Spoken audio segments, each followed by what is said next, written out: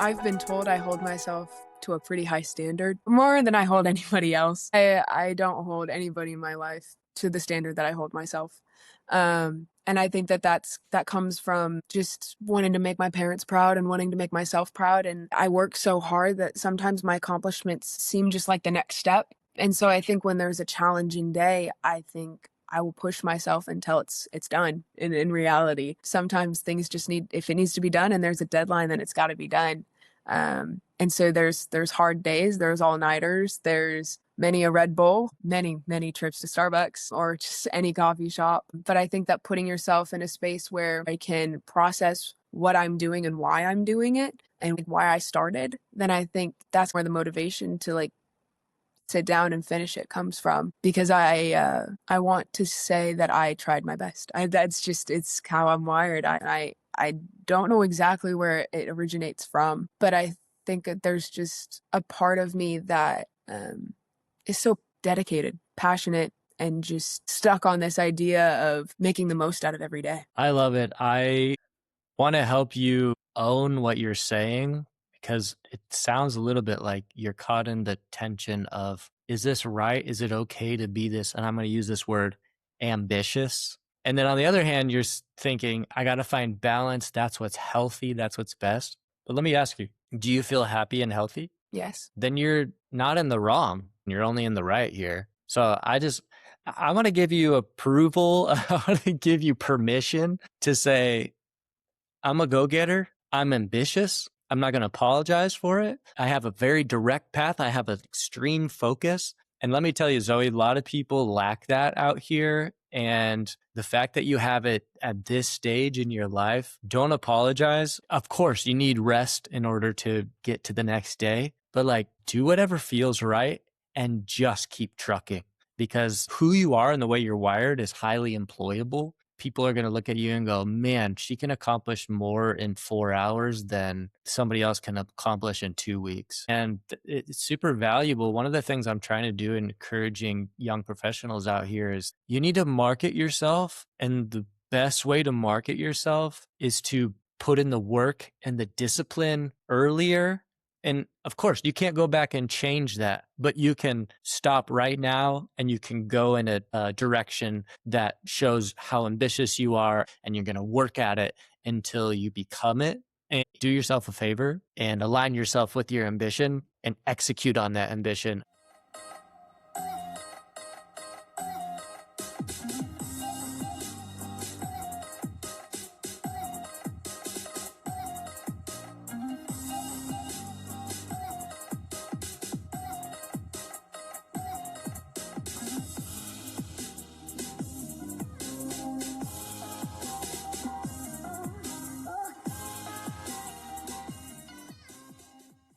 Most people in their 20s aren't lost. They're just early. That's right. Welcome to After the Bell, conversations for young professionals figuring out what comes next without pretending to have it all figured out. I'm Nick Kaufman-Mamisashvili. Welcome to my office. Zoe, hello. So good to see you.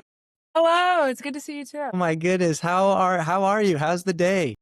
It's good. How are you been? It's been so good. I am here in New York City, thriving, raising my son, helping my wife be really great at her job. I'm actually not doing that much except for just giving her space and time to do what she does really well. But it's such a pleasure to have you on this podcast. It has been 3 hot minutes since I've seen you last. I don't even remember when the last time was. I think it was about a year or two ago, and it was in Kansas City at the Dwelling. That's right. The Dwelling. That's right. Yeah. Oh, that's awesome. That's right. So good to see you again. You are filled with talent and kindness and goodness, and I've spent so much time loving being around you. You just have a great personality. You have a great work ethic. You have a great friendliness to you, and so I was just really delighted to be with you here. Thanks so much for saying yes to being a guest on the podcast. Yeah, of course. Thanks for saying all those things. It means a lot. Yeah, well, I mean it from the heart. So I want to take a snapshot of where you're at right now. So from my understanding, you're at KU, Kansas University. You are finishing up your junior year. You're pursuing a Bachelor of Arts in Music Therapy. Is that correct? Okay. and you're taking on as many perspectives, challenges, opportunities as possible. Not only are you getting a major in music therapy, but you're also getting a minor in Spanish. And you have to explain this part to me. You're getting certificates in service learning, entrepreneurship, global awareness, and music enterprise. Yes, Did I capture everything? that is the full title, yes. You sound super busy. So walk me through, what does a certificate mean? So a certificate is like a small minor. It's usually about three course hour credits, and then various hours through like a submission portal, and then some activities. So for all those certificates, it means something different. Music Enterprise has 3 courses, and then an additional one that adds to like your trajectory. Service learning is 60 cumulative hours of community service, and then things like a seminar that you were supposed to complete, as well as a course that is approved by that certificate. I mean, it kind of depends on the certificate and what it's all about, but they're just kind of things I've started collecting, and I'm a little bit of an eclectic for certificates at this point. It's really cool. It sounds like it's very service oriented, these certificates. That's really neat. And it sounds like you're building niche skills that you feel like could benefit you in the future. Yeah, a well-rounded education. Yes, they've kind of compounded. Kind of it was just one, and then it was two, and I've kind of just like, as I've developed who I am and where I'm kind of wanting to go, they just kind of joined with me. That's fun. It's kind of like skill stacking. I love it. And it's cool that you can do it through university as opposed to having to do it solely on your own and just add even more hours to your plate outside of school. So, and I know you're right at the end of this semester, so I really appreciate you taking the time to be here. Why did you choose Spanish minor? So my Spanish minor came from, honestly, I first heard about it when I was probably 10 or 11. My sister studied abroad, and she was in Sevilla, Spain. And I kind of watched her study abroad, and I was into Spanish music, and it was really inspiring. And I was like, I want to do that. I want to study abroad. And then I pursued Spanish throughout my elementary and middle school career. And then my brother also went and studied in Argentina. So it's kind of been a family thing that I've watched and wanted to pursue as well. And so I've kind of fallen in love with it as I've continued it. And I love speaking Spanish and listening to Spanish music. And I'm planning on studying abroad this summer. That's amazing. And you're going to study abroad in Barcelona? Wow. I think they say Barcelona. Is that right? Yep. I did the Camino de Santiago in Spain a couple years ago. Amazing. Highly recommend for anyone. Doesn't have to be a spiritual pilgrimage or even a specifically Christian one. Probably only 40% of the people there were actually on a Christian pilgrimage, and 60% were just on vacation, hanging out, having fun, enjoying the beaches, and doing some walking labor to find meditation and center themselves, and also just enjoy the beauty of what Spain has to offer. So I envy you going. I've never been to Barcelona, but it sounds amazing. And That's awesome. that's quite a summer to be there too, with the World Cup going on and Barcelona being one of the biggest soccer cities in the entire world. I'm sure they're going to be all excited and up in arms with soccer celebrations. Yes, I'm excited to try and find a spot to watch a game and see kind of the reactions from the other side, you know? Absolutely. Absolutely. It'd be so fun. I think Lamine Yamal and his Spanish side have a really great chance to go all the way. Obviously, I'm pulling for the US, but I think Spain has a really great chance, and we'll see what happens. So, cool. So you've got all these certificates. You're doing this Spanish minor. You're pursuing music therapy. First of all, walk me through what music therapy turns into in terms of a career. And then what does that mean for the next year of your life and what you need to do to align yourself with those types of jobs that you want out in the real world once you graduate? Yeah, so from AMTA, which is the American Music Therapy Association, the kind of like the textbook definition would be the clinical and evidence-based practice of music for non-musical goals by like a board-certified music therapist, including music interventions, including spiritual, physical, cognitive, emotional, and social domains. So what that kind of looks like as a career is in various different locations with various populations, music therapists work to help clients reach goals that aren't always music oriented. So that could be working with a speech pathologist for a client who has needs for speaking ability, or a client who has a developmental or intellectual or developmental disability and doing social goals, leadership and sharing. It could be a baby in the NICU and working on heart rate, and it's all evidence-based and backed up by clinical research, and it's fascinating and awesome. As a music therapist, you can kind of choose which population you want to work with and how you want to go about finding a placement, but it's required to complete 4 years at an undergraduate national registered university, which KU is celebrating 80 years next year. And we are the longest standing music therapy program in the nation, which is awesome and so exciting to Wow. share. Yeah, so our conference is actually being held here for 2027, which is crazy.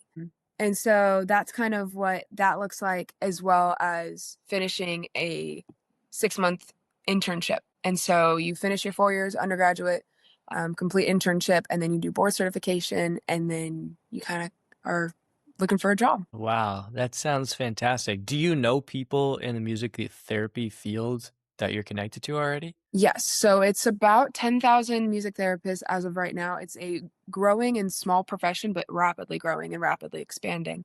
As more research comes out and more people are kind of learning about music therapy, and advocacy is a huge part of it.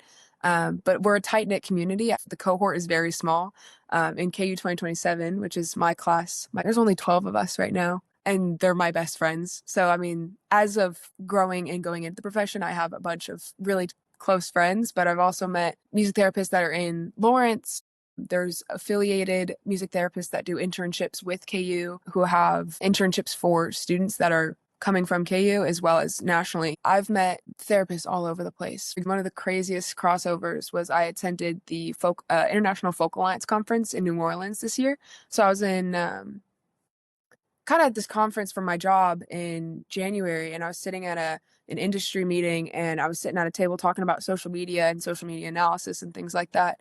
And turns out one of the artists that was at the table was a music therapist from Arizona State, but he had finished his internship and then moved to Nashville to pursue his career. And I kind of talked with him and networked with him. And then he connected me with another music therapist who lives in Arizona, and she was like his mentor. It was a crazy, crazy story because I actually go to Arizona frequently to visit my grandparents. So I had talked with this individual who was a music therapy student in Arizona, but now is a touring artist out of Nashville. And then I met up with his mentor when I was in Arizona for Easter, actually. And she has unbelievable experience and such an insight, and just helping me figure out how I kind of want to navigate my trajectory and my career path. And so that's been very insightful. But music therapists are kind of all over the place. You run into them here and there. I've also run into another one who is in charge of the Boys and Girls Club of Lawrence, but she's a board certified music therapist. Like it's really intriguing and interesting to find future colleagues. That's so fun. What a gift with the connection in Arizona and going to a conference. And I know conferences are huge for being able to network, and that's exactly what you want to happen at those kinds of things. So, I mean, what a gift that is to have that actually unfold, you know? Wow, that's really neat. I mean, that's also part of the magic of going to university is you hope to be able to create lifelong connections. And then even when you put yourself out on LinkedIn or you get involved in national registry groups, there's a community, a network you feel comfortable to reach out to when you have a question or you need an alignment or you need a foot in the door. That's always kind of been the argument for going to university. And I want to take this moment to ask you, since you're at a large public university and the workforce is rapidly changing out here. I'm curious what the university is telling you all about how the workforce might be changing or how you might need to leverage certain things in university to make yourself more marketable when you graduate. Is there any of those types of conversations happening in the classroom or in offices with professors? I think specifically for music therapy, it's always a discussion of job placements and openings and closings and kind of what's going on and what's changing. Especially, I mean, you can't ignore the whole AI development, and everybody's always talking about it. It's always a classroom discussion somewhere in there. Like a lot of my courses, there's at least one discussion of what is AI and is it taking over our careers? And it's kind of What's the consensus? It's taking over, it's not. no, because you can never take over human-driven experience and authenticity and connection, and people value that. And no matter how much a artificial intelligence is developed, people at the end of the day want a human connection. Yeah, for sure.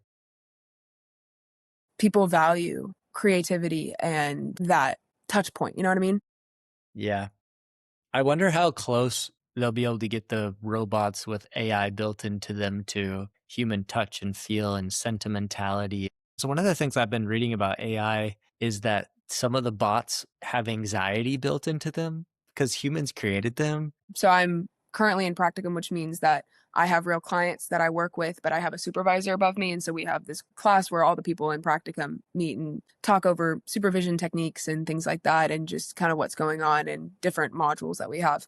And there was one that we had a discussion day and we went over AI. And it was just wild because we got into this deep conversation about how people like fall in love with AI and they think that they're dating AI. I don't know. It's a whole, I think, change, and it's not gonna be ever the same, and I think that it's something that we're gonna have to learn how to cope and, like, strategize with. So I was in finance, entrepreneurial finance, and, she was getting ready to start pitching to venture capitalists for funding, and she has this integrative platform that she's trying to get AI to help schools and, like, get downloaded on students' laptops. I could go on a whole long tangent about AI. I think I have lots of opinions about it, but the question was, like, what is the career look like for an emerging field? And I think that, I mean, it's always a discussion of what the scene is and what it's like, but specifically for me, as much as I am pursuing music therapy, I'm also pursuing my own industry and music venture, I would say. I am currently an artist management assistant, and so not everybody needs to go to college, but I think that it is a very big factor of a skill set that you gain and growth, like personal growth. I think is the biggest thing that I've gained out of college is figuring out who I am and where I want to go. Yeah, 100%. I couldn't agree with you more. That's a big debate whether to keep going or not keep going or build your own thing. I think, let me say it this way, one of the largest struggles is that not everybody's cut out to be an entrepreneur. You have to be comfortable with risk. And I don't think that's very common. And then the other thing, I think what you're pointing to is a big part of college is you're paying to get out there and rub shoulders with people you never would have met otherwise, unless you had the money, the funds to be able to travel the world and plan your own adventure or whatever. And you're also getting a chance to think on a different level, to be mentored by people who've been through the ringer, who have tried things, who have failed at things, and also finding out how to live with people that isn't your family, I think is also really valuable. And one of the things I hope people who go to university develop as well is a bigger heart for all of humanity. I'm glad that you're having a great experience and you have had a great experience. You had mentioned when we had previously connected that you struggled at the beginning of this year. Can you talk a little bit about that and what you were struggling with and how you found resolve? Yeah, I think that the biggest thing that I've developed is just my sense of center. Freshman year was all kind of about taking care of my health. I was constantly sick. And sophomore year was kind of all about figuring out my career. I had severe doubts about music therapy and if that was the right path for me. And navigating that was a long, long battle. I think I did a lot of research in that time. I lived in the sorority house at the time, and I was kind of seeing everybody's different kind of paths. And someone at the time asked me about my career and asked me a challenging question, and it really made me kind of wrestle with if that's what I really wanted to do. And then junior year's all been about how do I want to piece it all together. I decided that I wanted people from different parts of my life to meet each other, and I didn't want to wear different hats. I wanted to be just my authentic self everywhere that I went, and I didn't want to have to code switch. I wanted to just be me. And I think that that's kind of what this year's been all about, but it's been tough and it's been exhausting. And there's been hard moments where like the day-to-day life isn't always exciting or the most easy thing, just because I'm constantly going from 8 a.m. to 11 p.m. every day, just because of my variety of interests. I've always been a person that uh, books herself to the maximum. It's been that way since I was in high school, and that's what I enjoy, and that's kind of my personality of how I like to live. But I think also an important factor is I guess my next step is learning how to balance and learning how to slow down and learning how to really take care of myself and make sure that I have a sustainable kind of mindset and perspective and just being able to go about each day without feeling like I'm about to burn out. Yeah, I think one of the things that you're naming there underneath the surface is that it's all a part of a journey. So you had a theme here and then you have a theme here and now you have a theme. And the hope is that your trajectory of the journey is more and more open, but in a way that maintains healthy, safe boundaries where exploration becomes more focused and more targeted and invites other people to gather into your orbit. Because when you start to discover who you are and you start to operate out of who you are, as opposed to how you said it, code switching. I think we used to say trying to be a chameleon wherever you go. And it can become unhealthy because you're always fluttering with the wind in whatever direction you're blown. We also call that peer pressure. So it's really important to understand self and then to be able to share self with other people and go, take it or leave it. This is who I am. I'm not saying I'm unwilling to change, but this is my integrity. This is my center. These are my morals. And this is the through line you're going to get with me. So what would you say are those things that you're currently discovering? Like, what's your through line? What's your center? What's your sense of self at this moment in time? I think my biggest core value point is just being my authentic self. I think I'm passionate and I'm tenacious and I'm hardworking and I surround myself with the people that genuinely see me as a whole person. I'm a very extroverted person. I say what's on my mind. I'm direct. I'm blunt. And so I think that my through line is finding those people everywhere I go that love me for who I truly am and just being as kind and welcoming and supportive as I can be. And I think that if I kind of walk into every space with that heart, I think that that's what gives me confidence in what I do and where I'm going and the things that I spend my time doing. That's beautiful. Well said. I also think that you would fit in New York very well. Direct, but kind. I have found people to be more kind here than anywhere else I've been in the world, but so direct and it's refreshing. I've always found you as a very refreshing soul. I sent you a picture the other day of you and your, what would we call it? Vibe overalls? What'd you call it? Like I called them like confidence overalls. Your confidence overalls. I always knew when you were wearing those overalls that I was going to get the best, as you said it, authentic version of Zoë. I think I had 3 or 4 pairs. I had a black pair, I had a jean pair, and we were doing Lovewell 2019. And man, I wore overalls every single day of that conference. Yeah, you did. Crushed it. And you were super confident and people loved being around you. I was. Do you still have confidence overalls or is it something else? You know, and I can't say that I wear overalls still, but I definitely have a few favorite outfits. It was in for a while. I don't know if it's still in or not. It's in for my 1-year-old. Oh, Looks so cute in overalls. I wish we only dressed him in overalls, but sometimes it's too hot, you know? sometimes. Okay, so I want to talk a little bit more about what you're building right now. So we talked about your certificates, we talked about your minor, we talked about your major, but you also mentioned that you were elected MTSA president. I want to come back to that in a second because I don't know what that is. You were also accepted into the KU Leap Immersion program, which I also don't know what that is. I'm assuming it has something to do with entrepreneurship.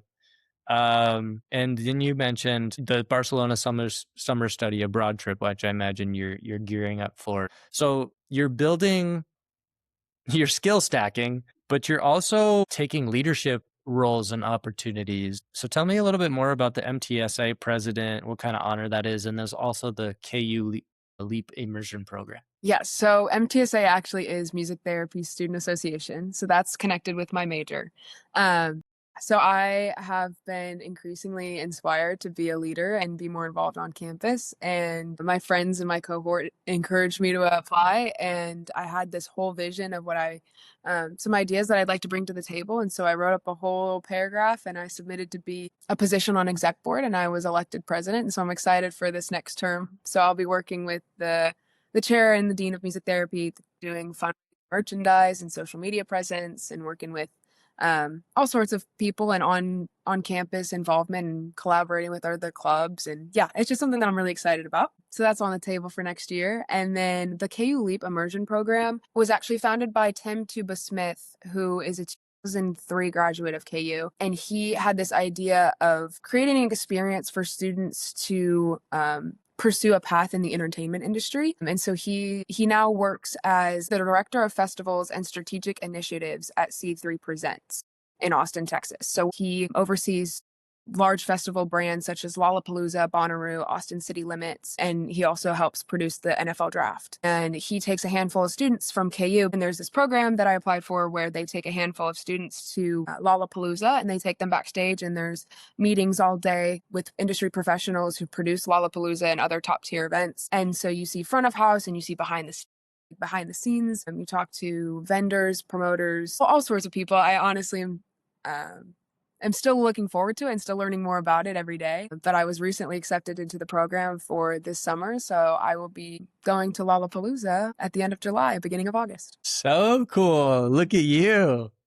That's really awesome. I love when people come back to the place that created them or helped form them and give back. I'm assuming this Tuba Smith guy is like a tuba player trade. I have actually not had the opportunity to meet Tim Tuba Smith yet, but I assume that there's probably a tuba involved. Okay. I love the tuba. You know, I'm primarily singer, guitarist, piano player, but I always wanted to learn the tuba. I just thought it was so cool. It is so Too late. cool. It's never too late. It's never too late. That's right. It only costs $10,000 to buy. Can you imagine hauling a tuba around New York City? I can't imagine it. And there are trumpet players and saxophone players and electric guitarists and all the metro stations and at Central Park and the accordion guys. And there needs to be a tuba player. I think it's you. It's time to make that $10,000 investment. Oh my gosh. No, it sounds awesome. It sounds exhausting, but I'm really into it. I specifically want to play like New Orleans jazz, you know, that kind of hype vibe. But I'm sure that takes a lot of work and investment. I need to create space for. You had talked about all these things that you're getting involved in. I imagine the big picture is pretty exciting to you, but there's a day-to-day grind that is pretty exhausting. Maybe you're doing 8 a.m. to 11 p.m. most days. So how do you find the energy to get up and do it and undo it over again? Is there something that you're saying to yourself? Is there someone you're thinking about when you're getting out of bed? Is there an end goal in mind that you're just so excited about it drives you? What is the thing that just keeps you getting out when you're just exhausted to the bone? I think it kind of ebb and flows, I think is the saying. There's some days that I'm so excited because I have so much cool stuff on the docket, whether it's a meeting at work or there's a session that I have in my practicum and I'm really excited for a module that I planned, or I occasionally do game nights at my apartment. I'll send out a flyer I made on Canva to my little group chat, like, guys, come to my game night. I think that there's a balance of things that I'm just constantly excited for. I'm involved in things that I'm so passionate about. There's a saying that I've been told by my boss. His name is Al Berman, and he's the artist manager of Blue Key Artists. And he says, if you wake up every day and your job is your dream, then you're ahead of 90% of the population. My saying is always, I try my best. I'm doing my best. I'm trying my best. I have so many things that I could do and could be involved in that I've chosen the things that make me the happiest. Some days it's because I need the attendance point at class because I need my good grade. I'm not going to sugarcoat that.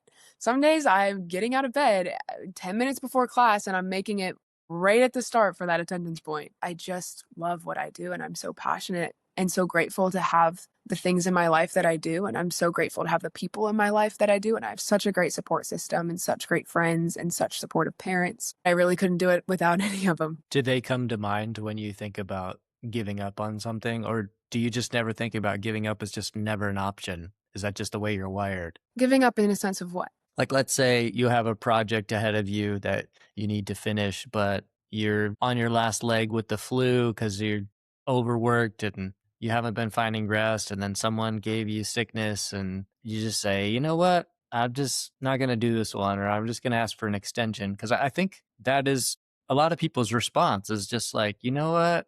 It's not life and death at the end of the day. I'm just going to let this one slide. But it doesn't sound like you let anything slide. So what's the mindset there? You just not allowing it for yourself?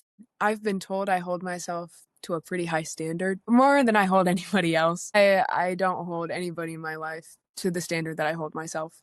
And I think that that comes from just wanting to make my parents proud and wanting to make myself proud. And I work so hard that sometimes my accomplishments seem just like the next step. And so I think when there's a challenging day, I think I will push myself until it's done. In reality, sometimes things just need, if it needs to be done and there's a deadline, then it's got to be done.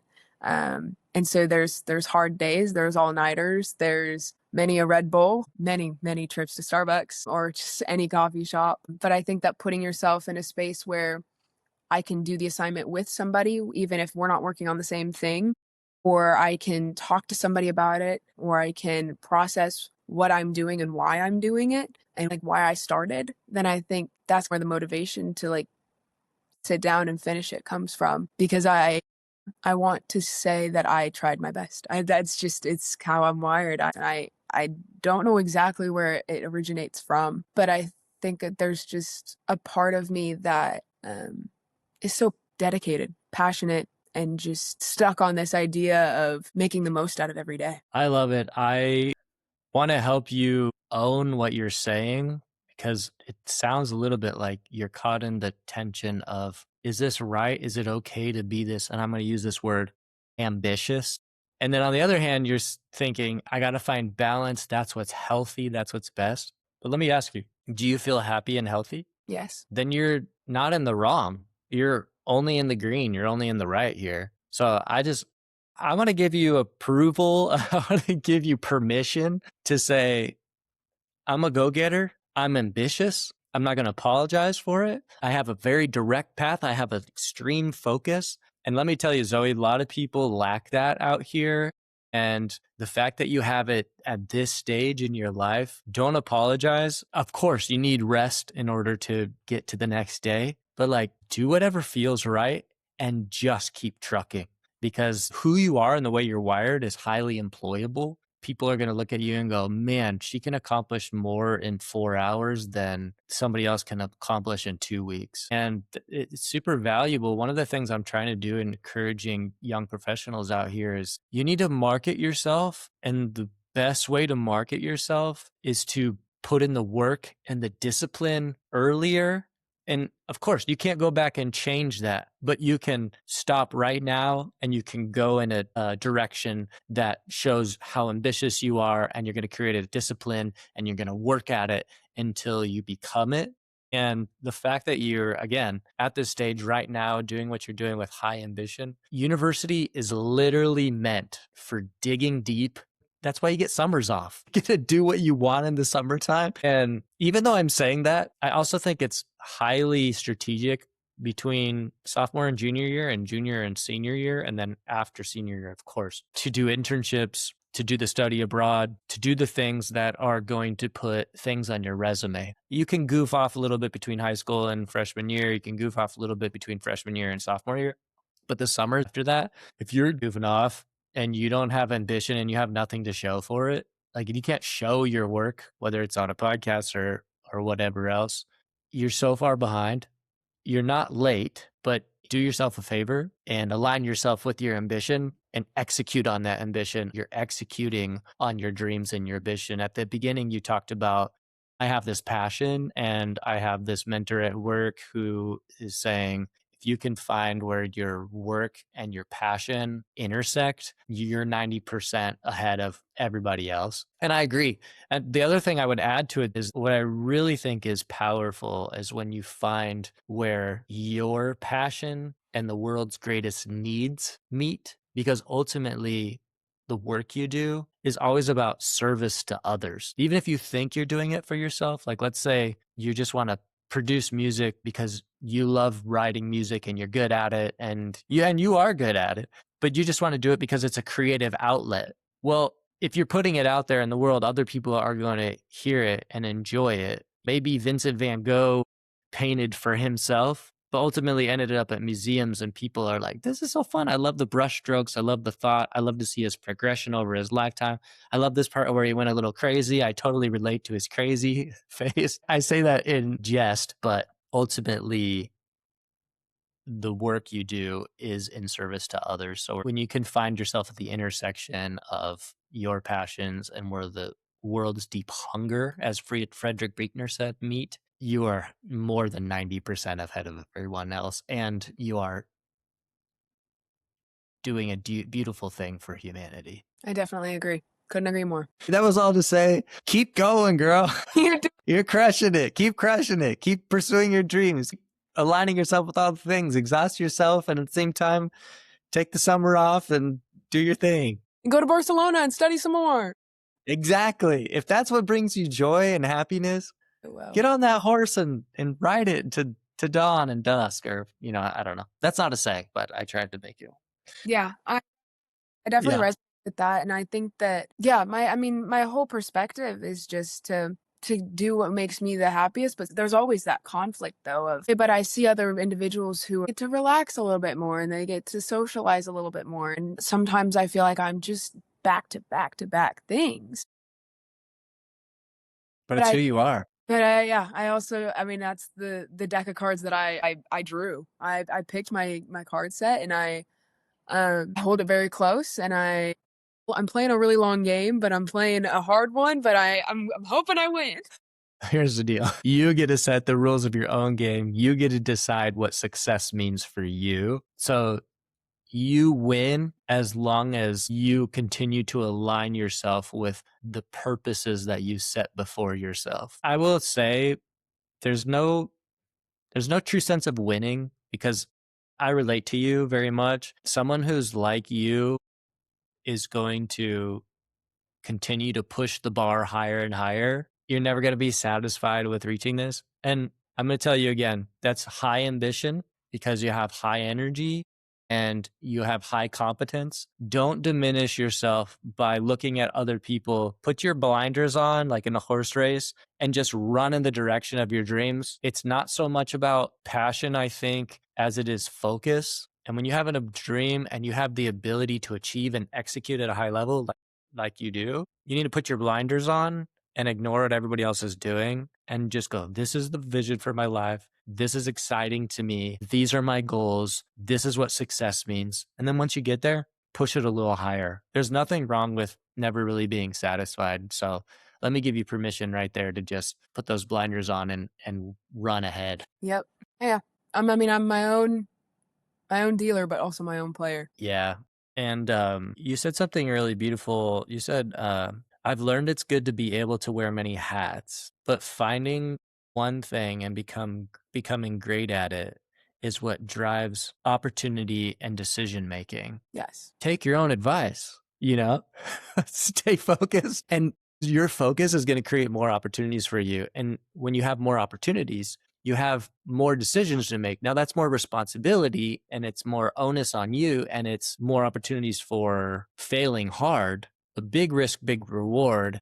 I don't think, if we're kind of uncovering the layers here, I don't think you want easy. I don't think you're going to be satisfied with sitting on a beach and twiddling your thumbs. I mean, you're a great ukulele player and you have a great voice and you have a great ambiance and vibe and people love to sit around your campfire, but that's not how you've developed. And I would say this too. You said earlier, I want to be authentically me. I heard this the other day and I'm going to try to tease it out here. There's authentic and then there's curated professionalism. Now, the way that it was described is you don't want an authentic surgeon. You want a surgeon who's proven over and over and over again that they're going to do the job in a specific way to meet end goal of getting you out of that operating room alive, right? And healed up or better than you were before you went in there. Authentic really is something you can only really be with your family and your very, very closest friends. And that's beautiful. You should want to be authentic with those people in your circle. But curating your own professionalism and who you are out in the world, that's really the cards you're talking about that you've been dealt. It's not so much you were dealt the cards as not only did you go and buy the cards, I would say you handcrafted the cards. They might not even have the same suits on them as the 4 suits that everybody else has. They might not even have the same characters on them. They might not have the same numbers. They might not even be using a base of 10. They just might, you know what? They might be Uno cards, but like you created all sorts of ways to double reverse and skip people in another country. It's like you've created your own. I'm going way off script here. You created your own thing that is so unique to you that only you can really understand it. But the beauty of what you're trying to do in this season is you're trying to curate it. And what that means is you're showing people your cards as you do things and things unfold in your life and you achieve becoming the president of the MTSA. But then you have to communicate in order to curate who you are in public. You have to communicate clearly why you chose this, why it means something to you, and why other people should support you. Yep. Ultimately, that's probably your biggest growing edge is communicating clearly the Zoe that you want people to have a curated version of. I agree. Yeah. So embrace who you are. It's really awesome. I mean, you are, but I'm excited for you. Okay, so let's talk about this then. So what's your why? Why did you start down this path of music therapy, and how do you remind yourself of whatever the why is that you're about to name? I started down music therapy because during my senior year, my mom found it.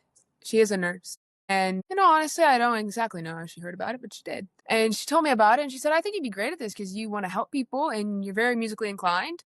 I think you should look into this. And I kind of Googled it and I saw a person walking around a hospital with a cart of egg shakers and lollipop drums. And I said, oh, this is interesting. And I kind of looked into it further. And then I started doing research and watching videos and watching lectures and watching just different resources online. And then I came and I auditioned for the School of Music at KU, and I asked if I could shadow some music therapists in the field because I wanted to see what it was like in person. And they connected me with 3 music therapists in the Kansas City metro area, and I watched all 3 of them and was just in awe. I said, that's awesome. That's magic is what that is. The power of music and its ability to connect people and work towards a common goal that maybe someone isn't even musically inclined, they just like music. A specific example of that was when it was at a medical rehabilitation and an individual was recovering from a stroke and he was having a hard time crossing midline or like using his left like side. And so what they did is they brought up like his favorite song and it was some rap song and they were playing it and singing it on a speaker and he was drumming and they had him drumming on different paddles and just seeing him light up and he was singing along and it was like he said it was his favorite thing. And just to see how music can help people reach their goals was something that I had never seen before. It was incredible. And so that's what kind of sold me on it. Then I declared that as my major as a freshman, and I've just never changed it. That's beautiful. That's so cool. It reminds me of seeing those videos of folks in nursing homes who have Alzheimer's, and then they'll play a song and it takes them back to the moment, and all of a sudden their whole memory just becomes clear as day. And that's music therapy, right? Yes. Yeah. Funny enough, through Ascend Hospice, I'm a music volunteer. I go like every other week to a skilled nursing facility in Lawrence. And I bring my guitar with me. It's just something I enjoy doing in my pastime. And I have 2 patients that I go and I visit, and one of them is 101. And her family was like a national touring family band. And she has a hard time hearing. She has a hard time communicating. And I go in and I play Home on the Range. Every session or every time I visit her, I'll start with Home on the Range, and she immediately will wake up, open her eyes, and she'll sing along, sometimes independently by herself. I've returned a couple weeks later, and some of the workers will say, she was still singing Home on the Range for hours after you left. And I said, that makes my day. That makes me so happy because I was able to give her something that she's able to recall, follow along with, and facilitate on her own and give her that autonomy of, yeah, I got this. I can sing Home on the Range. And so, yeah, that's what I like to do. And the power of music is incredible, and just its ability to provide memory recall or emotional connection or just social connection or just anything that is uplifting to the spirit it's what I'm passionate about. I love it. You are a minister of the common good using music as a vehicle for touching people's lives and serving humanity. It's a beautiful thing. It reminds me of the times that I've been ministering to people at the hospital, and their family is usually like, "Oh, we want to sing this one song." And being a musician myself, then I get the opportunity to sing over people. And the way that I imagine it is I'm singing them into heaven or singing them into the world beyond. There was a really impactful moment last year, deeply meaningful. There was a friend whose spouse was dying, and she died very quickly within a matter of a couple months as soon as she went downhill. And 1 a.m., we had our baby at home, and my wife and I asked friends, "Can you come over right now and watch our baby while we go to the hospital?" And we just sat in that hospital room with the husband, my friend, for 2 hours, and we ended with her favorite song, and she ended up passing a couple hours later. Just such a beautiful moment to be able to reach people on such a deep level. We don't know if she could hear us, but we had to imagine that that it mattered, and it mattered for our own souls. It mattered for our own hearts. And I think one of the things you're building is you're using your passion to stay connected to the humanity that is all around us. And you're deepening your impact, I think, by doing music therapy. And I cannot wait to hear more stories of that unfold throughout your life as you engage more people on this level. Yeah, that's touching, and I'm happy you were able to be there for your friends, and I'm sorry for your loss. Yeah, no, thank you. Yeah, it was a beautiful thing. Okay, I want to talk a little bit more about music therapy and you pouring into others. You also mentioned that you are have entered into therapy yourself. So vulnerability is a strength, I think. What has the therapy experience been like for you, and why did you start it, and how is it helping you navigate life? Yeah, I've been in therapy pretty much my whole life. My mom has sent me to a handful of different therapists growing up. Some of them were great, some of them not so great. And it was the middle of my sophomore year, and I was really having a hard time just mentally processing things and figuring out who I was and what I was interested in and what I wanted to do. I started looking at campus resources initially, and they turned me to Psychology Today. And I literally went on the internet and said, a therapist in Lawrence, Kansas. And I went to 6 different therapists before I found the one that I currently am at. And man, you would not believe the nooks and crannies that therapists are. It's like go down this alley, up this stairwell, back 4 doors, and I'll be on the right. It's like geocaching. The one that I found her on Psychology Today, and I knew just by her profile, I know she's gonna get me. I know it. And I had given her a call, and she said she was no longer accepting any clients. I said, well, that's that. I'll try some other ways. But she had, a couple months later, called me back and said, "Hey, you've been in my inbox, and I was wondering if you'd like to start coming to see me." And I said, "Yeah." And so I see her biweekly, and I go in, and a lot of the times it was talking about anxiety. I have a hard time sometimes with anxiety and coping, and my brain moves very fast. And sometimes I have a hard time when it starts spinning to slow down, is kind of how I explain it. And I'm very open about that because it was a very hard time for me to try and figure out coping strategies and ways for me when things were very overstimulating, for me just to be like, okay, let's go. Let's like calm ourselves back down. But she's helped me immensely, and I have increased my ability to actually just regularly, I feel like, function and just be calm. I've never had a therapist that has understood me and um, kind of met me where I'm at and then helped me grow. Technically, I have her who I see biweekly, and then also on the KU campus resources, there's a place called Hero, which is Health Education and Resource Offices, and there's a daily life coach there, and I see her every Monday. And so she kind of helps me with my organization and where I'm at in my trajectory and the things that I have planned, and also just kind of processing anything that I have going on, or if I have 12 things on my plate and I don't know how to prioritize or stack them appropriately, she helps me out. And she said, okay, this is how we're going to go about this. And I say, I'm good with that plan. And then my other therapist that I pay, she's the one that kind of helps with my emotional level. So between these two, I have a whole team that backs me up. I have so much support, and I've found my system of how I'm able to process things and organize things and do the things that I do. But it wouldn't be possible without any of them. That's amazing. It takes a village, and you found yours. And I'm so happy for you. And good for you for stepping out and just keep trying. You said six? You tried six before one finally landed? And the one that landed almost didn't work out. Yes, yes, it was quite the hectic time, and I would call my mom after every appointment. I'd be like, "This isn't the one."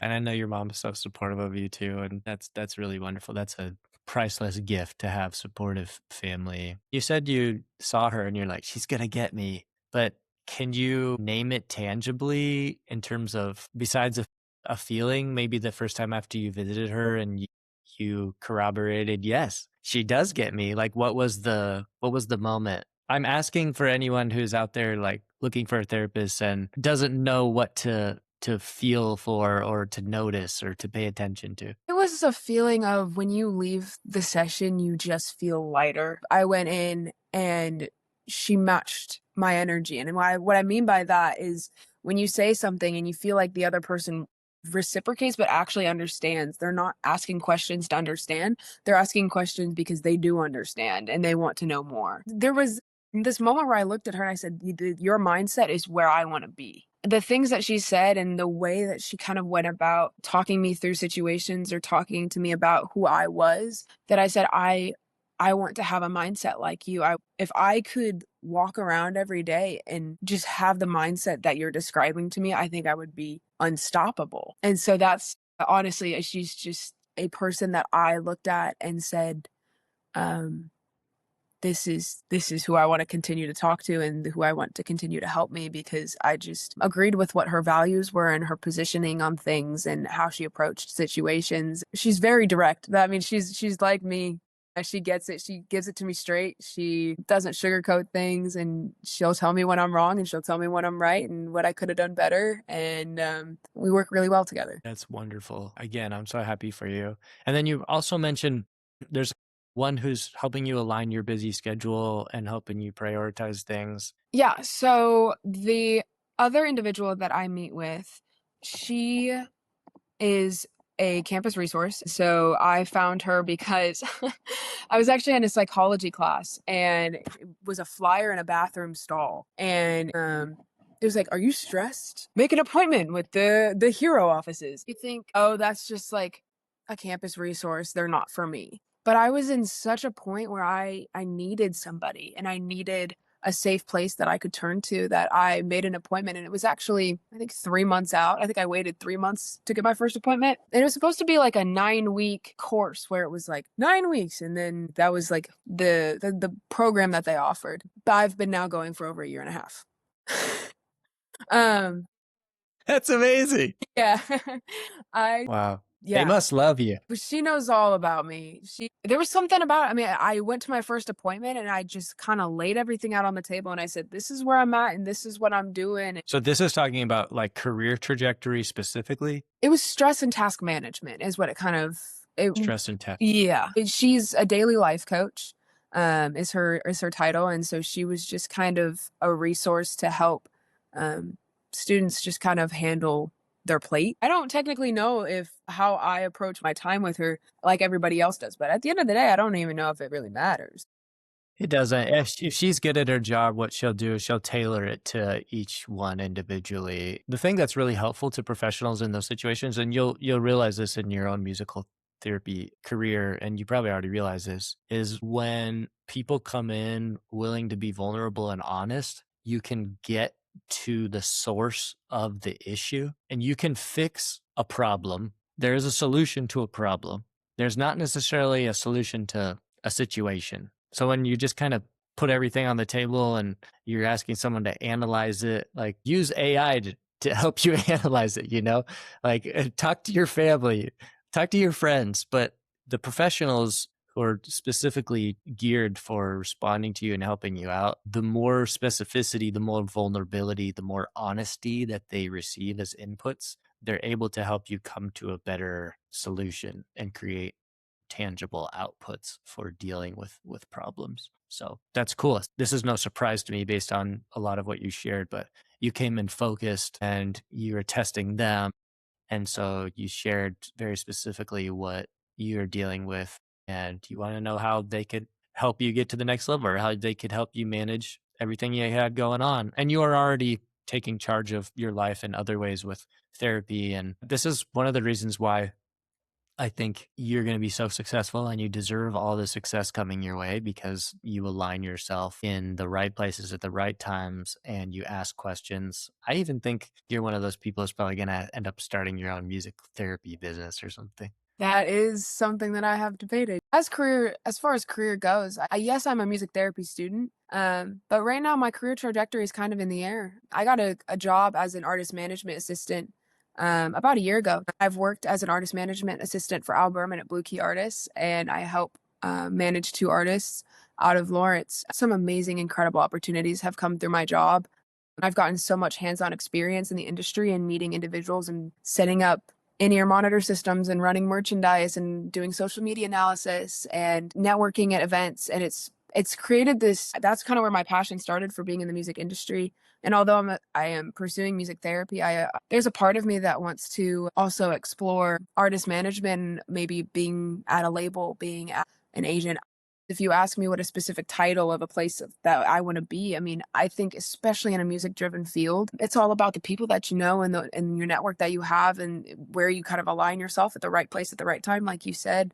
Um, and I think that a lot of opportunities come unexpectedly, and that the right opportunity will come when I'm ready for it. And I think that if I keep my plate open, my mind open, looking for opportunities, but not having a specific direction in mind is kind of where I'll find where I want to go. Just trying to put myself in as many places as possible to see where and how far I can go. I was having this conversation with a guest the other day about dreams have iterations, dreams have seasons. Put on your blinders, put on your earmuffs. Don't let people lock you into this is the dream, this is always the dream. And if it changes, I fail. You reserve the right to change the rules for yourself because it's your life.